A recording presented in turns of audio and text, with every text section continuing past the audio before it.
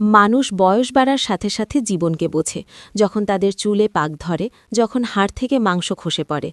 কিন্তু একজন সত্যিকারের গ্রহণযোগ্য ব্যক্তি তিনি, যিনি তার যৌবনেই জীবনকে বোঝেন।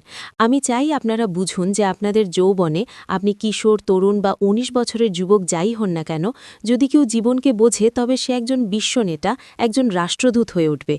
যদি কেউ মনে করে যে ১০ কোটি টাকা পেলেই সে কোথাও গিয়ে আরামে জীবন কাটাবে, সেটা জীবন নয়, আদৌ জীবন নয়। জীবন কি? যে শিশুরা তাদের সন্তানদের যত্ন নেওয়ার চেষ্টা করছে, তাদের যত্ন নেওয়াই জীবন। আপনি যদি ভাবেন যে আমি একটা ভালো চাকরি পাবো, আমি টিকটক থেকে মাসে ২ থেকে ৩ লাখ টাকা আয় করছি, সেটা আমার জন্য জীবন নয়। এটা একটা ছোট অদ্ভুত ব্যাপার। একটি জাতি তৈরি করা, একটি প্রজন্ম তৈরি করা, নিজের মধ্যে পরিবর্তন আনা। বয়স বাড়ার সাথে সাথে ক্ষুধাও বাড়ে, পরিপক্কতা বাড়ে, আত্মবিশ্বাস বাড়ে, ইতিহাস বাড়ে, ধৈর্য বাড়ে, ফ্যাশন বাড়ে, সহানুভূতি বাড়ে, সমবেদনা বাড়ে, সবকিছুর মান বাড়ে, গুণগত মান বাড়ে। জীবন সহজ নয়, জান্নাতে যাওয়ার প্রস্তুতিই জীবন। এখন এখানে উপস্থিত সব ছেলেমেয়েরা হয়তো স্বপ্ন দেখছে, আমি ইঞ্জিনিয়ার হব, আমি ডাক্তার হব।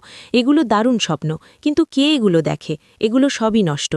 আমি অভিনেতা হব অমুক, ক্রিকেটার হব অমুক, নৃত্যশিল্পী হব অমুক। যদি এই জিনিসগুলো তোমার ভাগ্যে থাকে, তাহলে আমরা একসাথে থাকব। দোয়া করো।